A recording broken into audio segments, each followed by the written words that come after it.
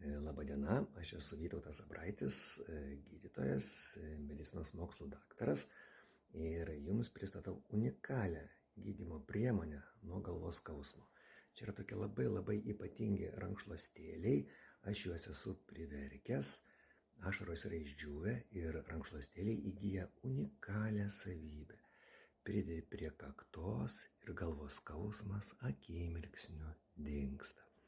Kaip supratot, ironizuoju. Patreone pristatysiu labai plačią vaistų grupę, kurią žmonės naudoja įvairiems simptomams slopinti.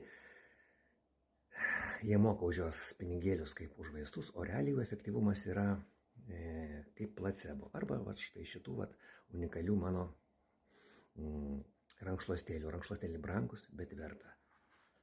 Ir dar kartą sakykite į klausimą, ar šitos mėlynos akys gali meluoti. Iki pasimatymo.